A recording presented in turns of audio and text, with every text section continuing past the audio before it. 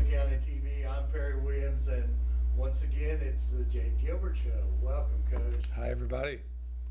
Coach, let's talk a little bit about, I was kind of amused a little bit because the Indy Star does a pretty good job each week of predicting the score and all that, but in the Zionsville Westfield game, their prediction was low scoring and not many points between each other. And I thought to myself, Jake Gilbert football team's that offense is gonna let go, and you most definitely did. So let's talk a little bit about that game.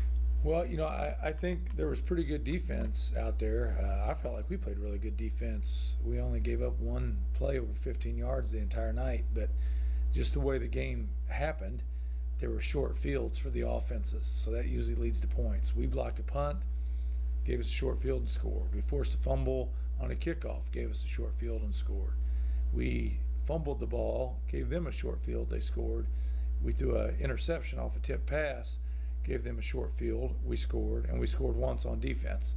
So when you add all those points up, it was maybe a little less offensive domination, a little more great field position. Yeah, but the one thing in the game was you had some long runs too. Yeah, definitely. Maximus had a 77-yarder, I think. Maximus was, yes, so 78. That was good. Last year he had a run against them that was super long, and he got knocked out at the 1-yard line. So he couldn't live that down for an entire year. Yeah, so he said, by gosh, I was going to score this time. There's no way it was going to happen 2 years in a row. So I was happy he got it in the end zone. And of course, you have Hauser and you have Hatchett in that backfield, but you got a young freshman that's playing very well for you too. Yeah, Gabe plays receiver. We gave him the ball on a reverse. He's a pretty explosive player. He had another touchdown on another long run and catch. So he covered a lot of yards out there. He's still learning. I think he is just scratching the surface of his potential, to be honest. But he's going to be a great one. So we're excited to have him, and he's working hard and been coachable. So he's not playing like a freshman. I'll say that. Well, let's switch to the other side, because you mentioned a little bit on your defense, and I saw some more information from the Star this week, and they were listing some of the top defenders, and you happen to have two of them on that list, in tackles this season in the central Indiana area, and you have a host of very good ball players on that defensive side. Yeah, well, I think when we get everybody back from injury, I think this could be the best defense we've ever had. Now, our 2016 players may say that that's blasphemous, but we'll see. I think when you have great safety play, you just don't give up a lot of cheap, easy ones. So Dylan Thieneman, Alex Wolf, and then Micah Hauser, who may be leading Central Indiana in tackles as far as I know. Like, those three guys make a lot of plays for us. And then when you can play coverage like that and still rush the passer, then that helps a lot. We've got a couple good young guys rushing the passer, and we have Popeye Williams, and we can blitz. I feel pretty good about our ability long term. We've given up some drives, but we haven't given up a lot of explosive plays, other than in Cathedral. We gave up one that led to a touchdown, and we lost 14-0. But I think we're playing well. I think we have a lot of room for improvement, so that's the exciting part. Well, you're back home after being on the road for 2 weeks, okay? So you're back home this week against Noblesville, and Noblesville brings a little bit different look on the offensive side that we don't usually see in the Hoosier Crossroad Conference or in the state, really. Anywhere. So let's talk a little bit about that and maybe some of the challenges. Sure. Very challenging scheme, because it's hard to practice against, because you're asking guys to simulate something in a week that these guys have worked on all year, and so they run it with precision, and you're trying to practice against scouts or whoever running an offense that they just don't run. It's like a foreign language, literally. So it's very hard to prepare, and then they run it so well. They're huge up front. They have an extremely patient back in Hafner. He does a great job just kind of hiding behind those big old linemen, staying patient. And once he squirts out of there, he's vertical on you, and it's hard to catch him. So I'm real impressed with what they've done. They have a ton of explosive long runs. Yeah, absolutely. And what you said about Schaffner and everything as a running back, by the size being only about 5'4", 5'6", Yeah. according to what piece of paper you read, but in that big old line up there, and he's probably about 7 or 8 kids deep, and then Yeah. up front there. Totally. That he can shuffle around and move around. So you're right.